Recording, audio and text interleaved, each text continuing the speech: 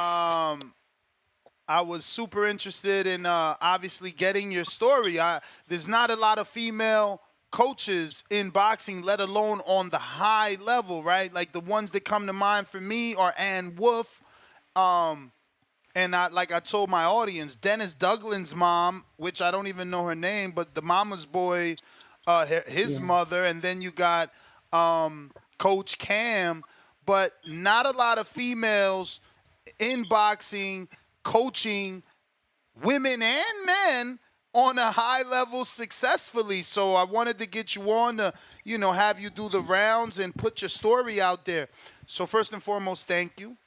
How are you? Happy New Year. Great. Thank you. Happy New Year. Thank you for having me. How'd you get started? What got you into boxing, and how'd you become a boxing trainer? TikTok videos and YouTube. Just kidding. I'm I was playing. gonna say, really? No, well, that's where a lot of people learn now. I come from a family of legends of boxers and kickboxers and trainers. So it's been in my blood. My grandmother was a professional wrestler. My mom, my tias, my uncles, they were all world champion kickboxers. They were boxers. You're either a great fighter in my family or an amazing trainer. So So yeah. when did you take it up? Well, I've been in the gym all my life. Like I said, it's a family tradition. All our uncles, aunts, and parents, they were always at the gym. They were fighting around the world, and we had to stay in the gym. So it was just something that I grew up in, and I started kickboxing and boxing. But I got married at a very young age, so it kind of pulled me away from the sport. And back in my days, I'm 52 years old now. Back in my days, there wasn't that many women out there, so I didn't see a future. Well, my husband didn't see a future for me in boxing. He didn't want me to ruin my face, so yeah, had kids and yeah, just but kind of stuck around in the game because I loved it. It's in my blood, it's my bloodline. So you had this passion to fight, and your husband doesn't want you to fight. So how'd you transition that into teaching? Well, after the years, and after my last child, which is Roxy, I have two daughters. They both box. Um, Throughout the years, I went through a divorce and I just went back to boxing. I owned a few restaurants and stuff, and my passion has always been, boxing. Just picked up a fighter when I was about maybe 20, 22 years old around there, and just fell in love with the sport all over again. I've never fell out of love with it, but, I said, hey, I can be good at this. I think I'd be great at this. What was the name of the fighter that you picked up when you were 20? And what level of success did you guys accomplish? What happened to him? It was an amateur. It was amateur boxer. His name was Jesse. I forget the last name. It's a difficult last name, but I fought him at the Golden Gloves, and when I got him, I think he was like 9 losses. And it was just something like a little hobby. My dad told me because she owned a gym here, you can take him. No one wanted him in the gym, so I was one of the younger and knew. She knew I could train. These kids, so I got him. Um, yeah, we went to the Golden Gloves and we actually, won the novice division and stuff. So I was happy. I was excited. So I experimented with that and yeah, I just kind of stuck to it. Trained my own daughters, trained a couple other a lot of kids in the community in the gym. So technically, you got him better because you got him with 9 losses and you were able to win the Golden Gloves with him. Yeah, yeah. I think I ended up with him like 13 wins. Yeah. I think I only had like one loss with him. So we had an earlier debate, probably during our morning show or a few shows ago. I thought that you were just a quote unquote mother figure. I didn't know that Roxy was actually your daughter. So you're saying she is your real daughter. Is Jocasta also your daughter then? No, no, no, no, no. Just Roxy. I have an older daughter. She's 34 years old. She was a fighter as well. Um, she just decided to get married, and yeah, I didn't want her to fight anymore. It wasn't for her. But Roxy is just just made from a different cloth. That bloodline in her is just ran through her veins. So what made her take up the sport? Me. Okay. Me, yeah. I was in the gym training my other daughter, and I was I was in East LA in Boyle Heights. I'm sure you're familiar with Sinisa Estrada. Yep, yep. Yeah. Well, I used to train with her father, and I was also helped train Sinisa Estrada for a few years myself. I wasn't her trainer, but I worked with her and I would meet them, and we were a team. So worked a couple of her fights, and I was training my daughter at the same time. Roxy, I believe, was about 2 years old, and she just always picked up a pair of gloves, whatever she could find, and mouthpieces from the floor, and just jump in the ring and start sparring with anybody. Man, Jocasta has to be reassuring for Jocasta that now you train her and you've had a few camps with, what we believe is Jocasta's nemesis. That's the fight. Actually, it's signed as well, right? That fight is happening. That fight is happening March 29th. Yes. Wow. What's your thoughts? That's a big Yeah. fight. That's something I, she's been wanting for a while now. Well, when you're at that level, it's not just, I mean, it's you want those belts. You got to be able to fight anyone, and whoever's holding the belts, whether it be Sanisa Estrada, whether it be Jessica Neri Plata, anybody, it doesn't matter what name it is. It's just you have to go for those belts. It's nothing personal. It's the belts we want. That's it. What advantages do you feel Jocasta has over Sinisa? Shit, me. So you think it comes down to the trainer? It's a team thing. If you have strategy, you have a trainer that has a strategy, and knows a couple things or two. We did grab 4 world titles in a year and a half. So, I mean, we work together as a team. But the advantage I think she has is the girl is really hungry. She's very hungry. Nothing distracts her. She's not, she's just not. She's just different. She trains like I've had hundreds of athletes, and she's just one that stands out to me as one of the hardest, hungriest fighters. Not just a female fighter, just a fighter in general. It's just she goes hard. She goes hard. And this girl punches back. So if you hit her twice with 2 hard shots, she's gonna come back with 10, and she's gonna land all 12. Do you believe this is Sinisa's toughest opponent? Absolutely, absolutely.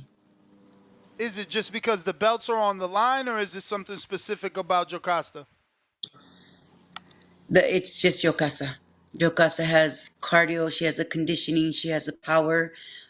People talk about, oh, she doesn't have power, not knocking out these people. She has the same amount of knockouts, I believe, as Denise Estrada. Um, she went up to 108 division. She went and she beat the undefeated world champion. Took her 2 belts from her because of her power, her technique, her body shots, and I just think that she has the advantage because she has the whole package. She has the whole package. We just see Michaela Mayer and Natasha Jonas, and honestly, I've never been a big advocate for like, oh, let's get 3-minute rounds, but that fight right there has me feeling like 2024, I need to be an advocate of 3-minute rounds. I felt like Michaela Mayer did a lot of damage, hurt Jonas on several occasions with uppercuts. That if we had that extra minute, not those 2 extra rounds for 2 minutes, I think I need, as a consumer of women's boxing, I need 3-minute rounds. I believe some women can get stoppages with that extra minute because of the body work or just the, exhaustion. I don't think everyone has the tank to do 3-minute rounds. No, absolutely not. Um, I do like the three. I like the 3-minute rounds because I train hundreds of amateurs, and I know the style. It just you have to throw sometimes carelessly. These girls. That's why men love to watch female boxing because they just throw a lot of punches, and it doesn't give you time to set stuff up. It doesn't give you time to show the skill and really work the body and invest in the body work first, and go just you have to go and get it. So I get it. The 3-minute rounds will be a lot more knockouts. That's happened to us several times in with Yokasta, and I think Yokasta, she can go 4 or 5 minute rounds, nonstop throwing punches. That's just a person on the other side of the ring is not going to be able to handle the pressure she holds for 3 minutes. So Has she ever fought 3 minute rounds, and is she opposed or against that? I know this particular fight possibly won't be able to do that because the WBC is totally against it, and this is a unification for undisputed. But do you know if she would like to fight 3 minute rounds? she would love to fight the 3 minute rounds. I would love for her to fight the 3 minute rounds. She has fought 3 minute rounds in Costa Rica, but again, the WBC will not allow it. So um, it's not going to happen for this fight. And just to be clear, because I went to the convention, not the one in Kazakhstan, obviously the one before that in Acapulco, and Florida. you know, no, not the WBA, Oh, WBC in okay. Acapulco. And obviously, I was trying to be an advocate for the 3 minutes. They have their studies, but my question to you is, do you not have both daughter and unified champ sparring 3 minute rounds in sparring in your gym? Um, I used to, but since we're preparing for very important fights, I always tell I have this thing where I was taught you're going to fight the way you train. So we have to go and get it. We have to put those combinations together. We have to know uh, how many punches, how many combinations, how much time we have to get in the center of the ring and to walk the person down. So the cardio, it's always going to be there. People are using that for no, it's the conditioning. Then to me, it's more of a myth. You're gonna fight the way you train. And if I teach my girls to fight 3 minute rounds, they're gonna have a lot of time on their hands. And when they get in the ring to fight, the time goes, and they say, "Where did the time go? That I didn't get Wow. to, to really, really do what I wanted to do." So to be clear, you're not saying that you dial it down as you get closer to the fight. You're saying from the beginning of camp, they're sparring 2 minute rounds. Absolutely. That's dope. Yeah. I never heard that, right? Like train I've interviewed dozens of trainers that train women, and they usually dial it down. They'll say, "No, we do 3 minute rounds in the gym." But then when we get closer to fight week, they get them, not closer to fight week, but closer to the fight, they start putting them at 2 minutes to get acclimated to what they're going to get used to. And I guess that the 3 minute rounds is for the conditioning. But if you're doing conditioning another way, your theory makes sense. Hmm. Practice the way that you're going to fight. It's something that Floyd Mayweather said in another way, right? Like that's why he trains at night, because he fights as a main event fighter at night. Makes Uh, sense. exactly. So it does make sense. I wanted to ask because when your daughter did the weigh-in for Golden Boy, I'm Dominican by parents, right? So I'm assuming her face and outfit was something traditional to your culture. If you could just explain, I'm gonna screen share here. But that's what I assumed, right? Yeah. Yes. Yeah, so that theme right there was Dia de los Muertos. It was actually 2 days before the. It's one of the biggest celebrated for ancestors. The people like you've seen your ancestors are no longer with you. The people that you've cherished, and you everything you do for them, it's in the remembrance of them.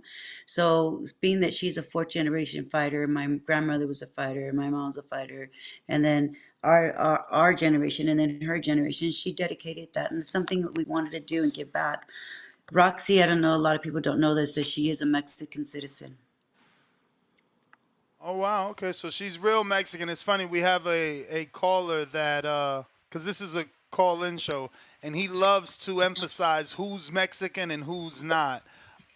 And if you're not born there or living there, There's a to lot of him, those, believe me. yeah, to him, you're not Mexican.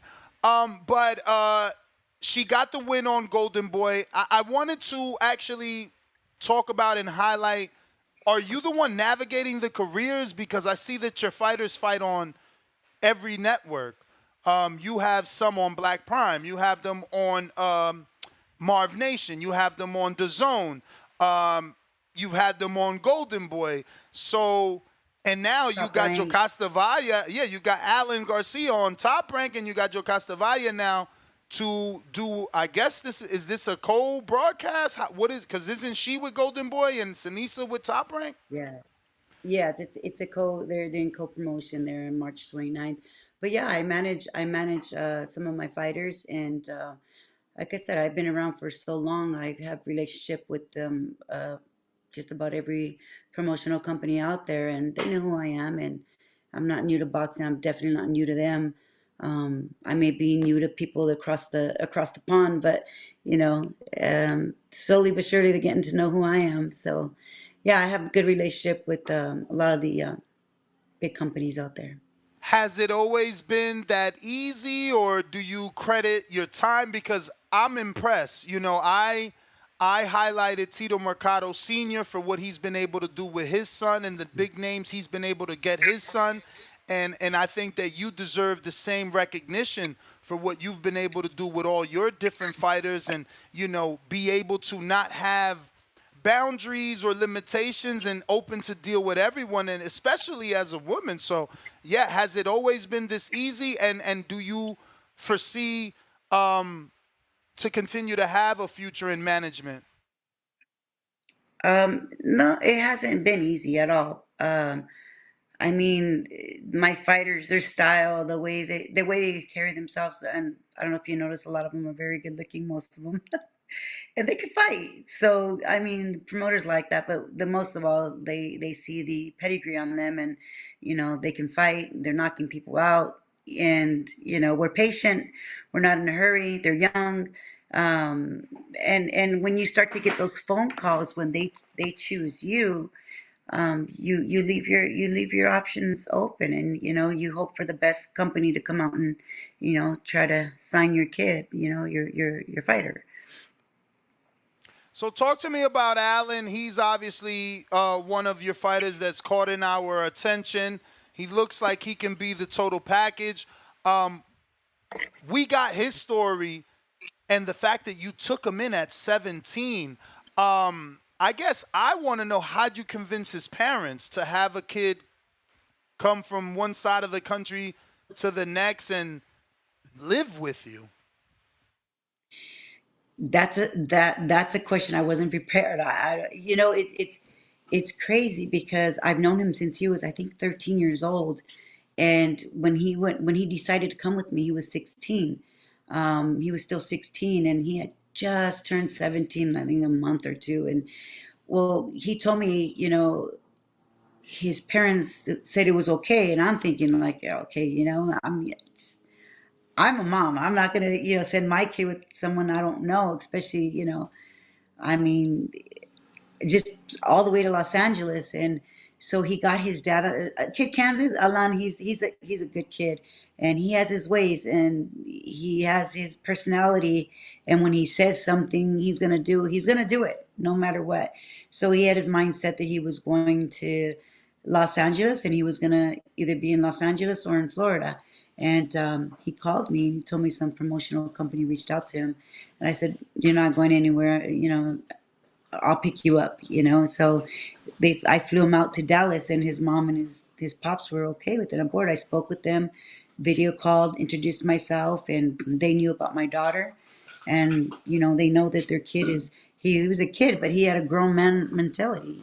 So he said, "I'm going to LA," and that's it. So now he's living with you, and how did you know, obviously, that, outside of him being a good kid, he would pan out to be a good fighter? Because, you're looking at a 13, 17-year-old kid. His man strength hasn't kicked in.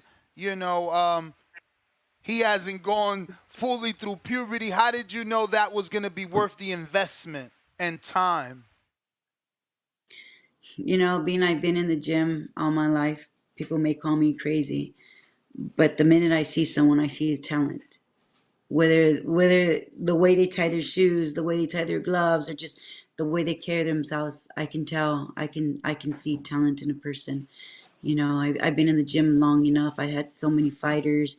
I worked with Olympians, former world champions, and I know hungry when I see it. And if he's hungry enough, and I can feed him all the knowledge that I have. He's gonna make it.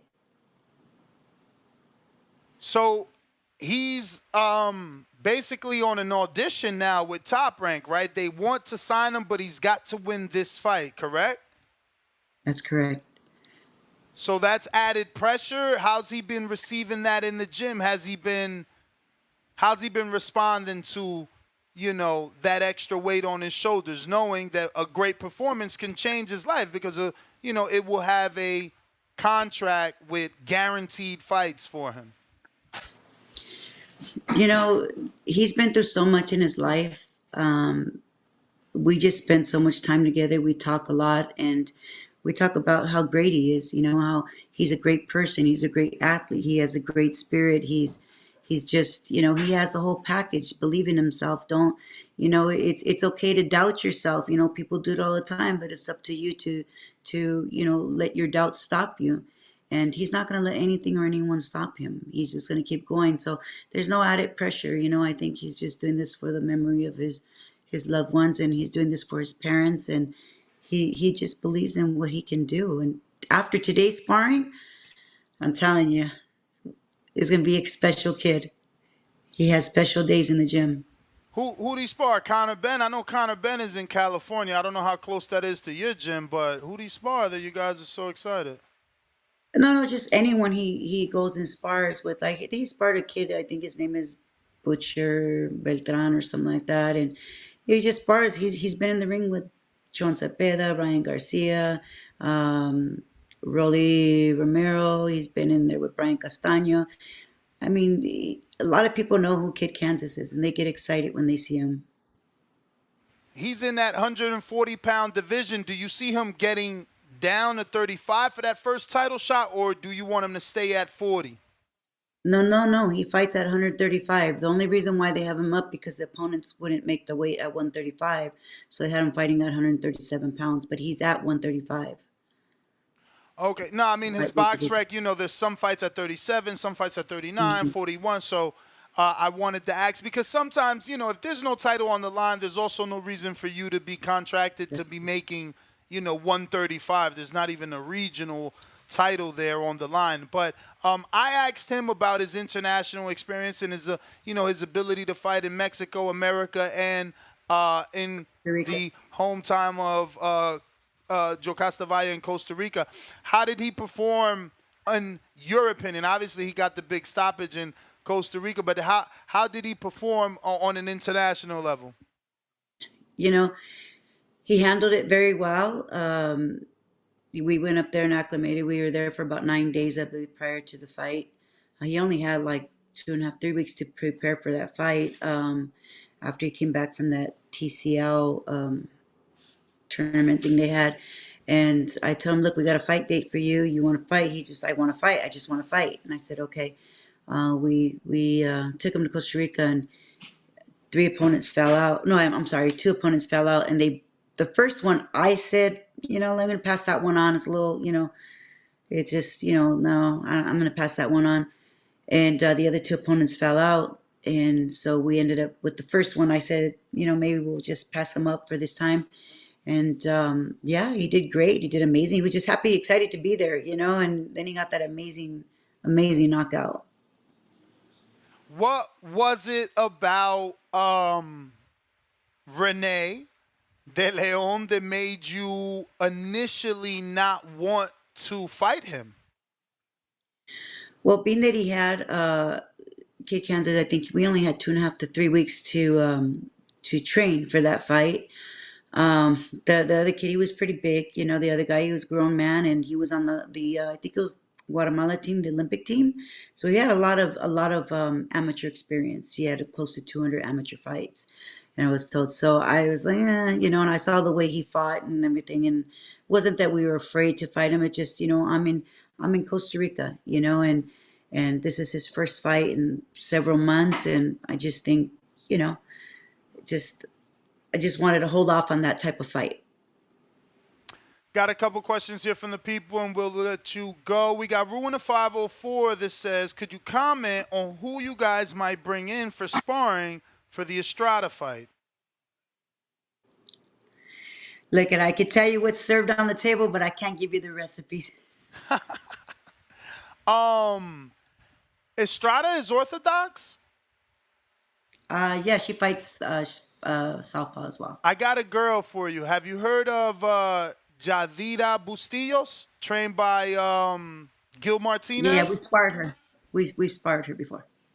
Yeah, that won't be good work. I feel like she's super active, right? Do you Yeah, think she's active, yeah. or was the experience of Jocasta too much for her? Did that slow her activity and output down? Because I see her spar a lot, and she's active. She loves to go to the body too. She loves to go to the body. And I've seen her stop, a girl in the gym and with some body shots. But the level of experience is just a little different, a little different. It But hey, is. she's one of those young girls I look at like, hey, she's coming for us. Yeah, I mean, she could go in the first 3 rounds and just switch her Yeah. out. We got Toledo Treese in Toledo, Ohio. He says, what could save Olympic boxing in your opinion? Man, being in the amateurs for so long, I just, I don't know. I don't have an answer for that question. I mean, it just so many things. I just don't. It starts with the politics, but you can't get rid of politics. You can't. You know, you can knock them all out. Look at USA Boxing. You can knock out all the opponents, and you're still not gonna go to Olympics. They already have their politics set up. Then my daughter beat everybody. There was no one that could beat her. Wins the gold medal at the World Championships, brings home gold medals internationally. And we were told that 125 was going to be our spot. You know, nothing. So it starts with the politics. You can't take that away. James in Atlanta, Coach, thanks for coming on. How do you feel about Alicia Baumgartner versus Clarissa Shields' future fight at 147-pound matchup? Who do you got go win that belt? All these big jumps like that, I understand it's for the money, but I love Alicia. I love her style. She's great. She's great. It's unfortunate she had that, mishap happen to her, and now they found her not guilty, but it's still in a lot of people's mind. She's under the radar, but I think she's great. I think she should stay at 135 and sweep up the tables 140s, 147. I don't know how Clarissa Shield, how she's gonna look dropping, making that weight, and it just I don't know. I don't know. I mean, I think I have Clarissa Shields on that one for the experience. I have Sir Wisdom. Saludos, Gloria. Saludos. Hola, que todo bien. La pregunta que le tengo es, what division to you is the most stacked from the women's side and the men's side? You can only choose one from each side. The women, I gotta say, the 135s. Yeah, I don't know. It's 135 is between. hot. I love It's Beatriz hot right Ferreira. now. Yeah, and then for the men's, I believe it's the 140 now because everyone exited from the 135 to the 140 division. Wow, you really know your boxing. I got Bones 13 from Fort Worth, Texas. First off, congratulations on everything you've accomplished in boxing. How did you feel when Sinisa said she's going to beat Jocasta and her coach, meaning you take it disrespectfully? Meaning, did you take it disrespectfully? They know damn well that that's not a threat to me. Like I said, I'm. She don't care. She ready to get into it with anybody.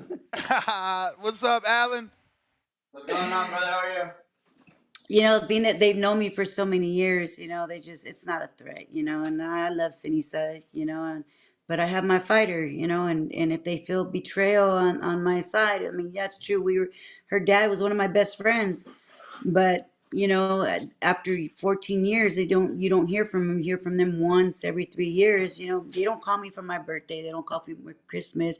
They didn't come to my mom's funeral. They didn't come to my grand opening, which was in their neighborhood in East Los Angeles.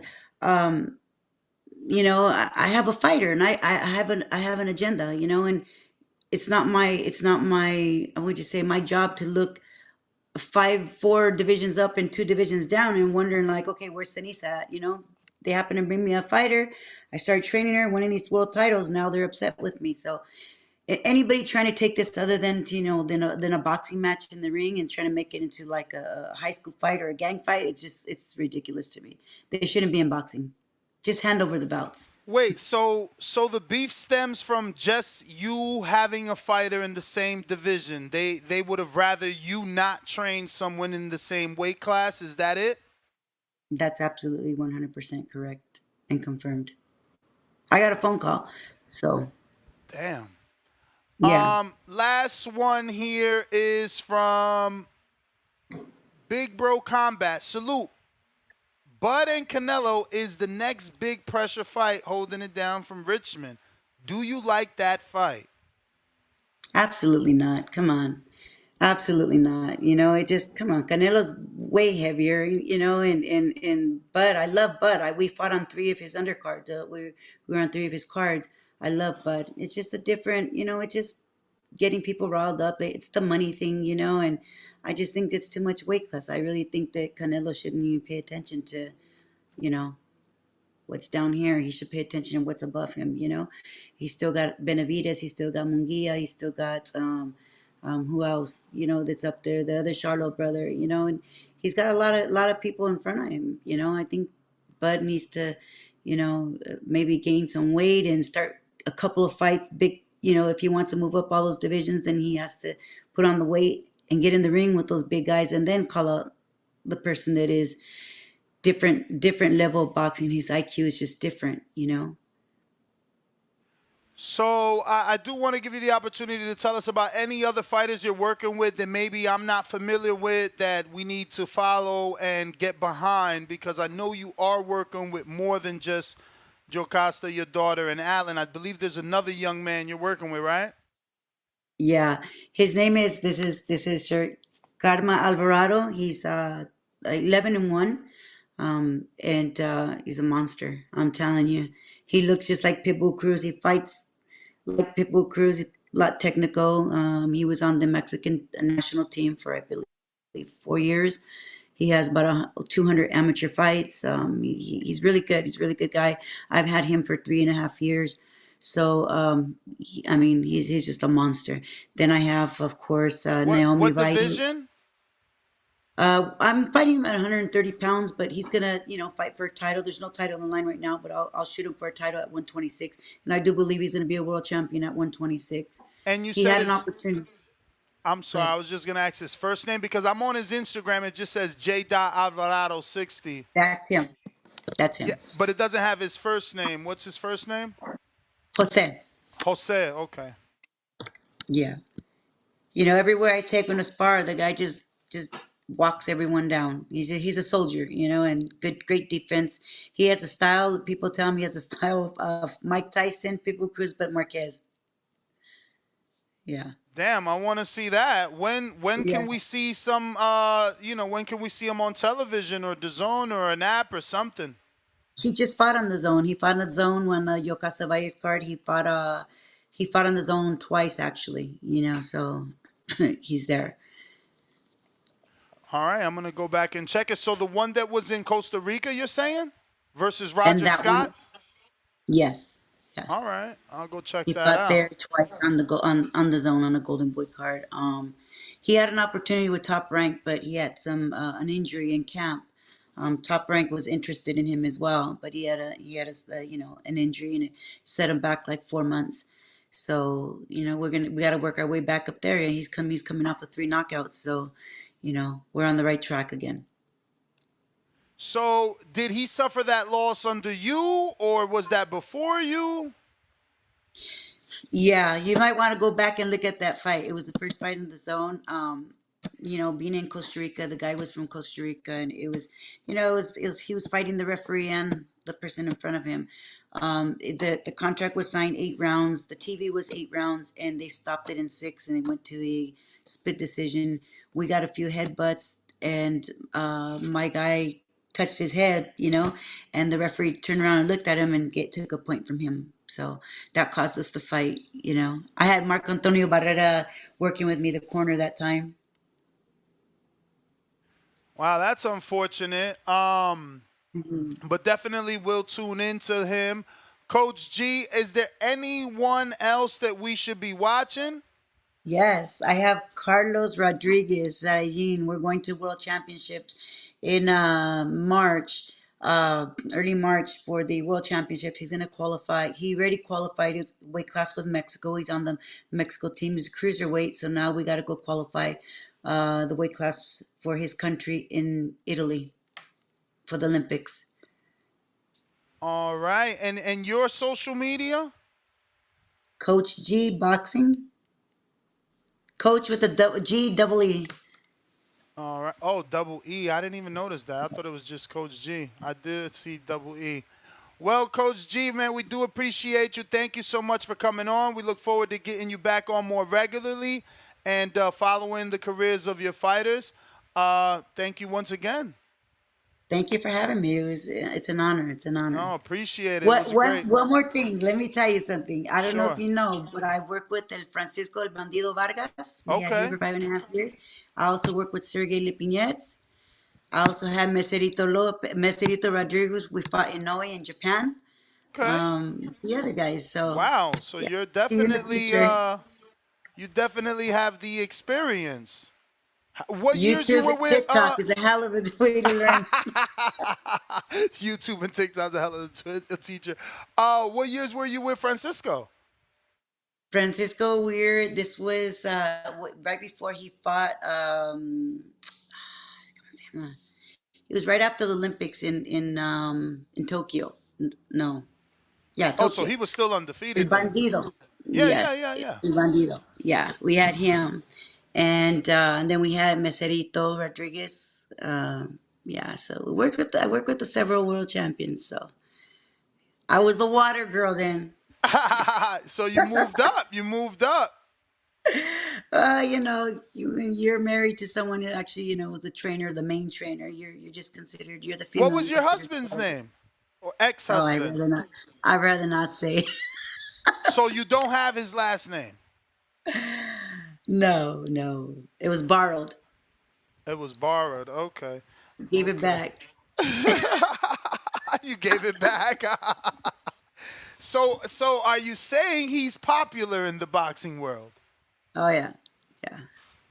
All right. We're going to have to do some research. Thank you, Coach G. Appreciate you Love coming you. God on. bless. All Dios me la right. bendiga. Bye. Igual. What up, YouTube family? Don't forget to hit that like button. Subscribe to the YouTube channel. Help us get to that 1,000,000 subscribers. We're on the road to 1,000,000. And obviously, we have other great content on our Patreon channel. So since this video is over, head on over to our Patreon and check out all the exclusive content or right here on our YouTube members.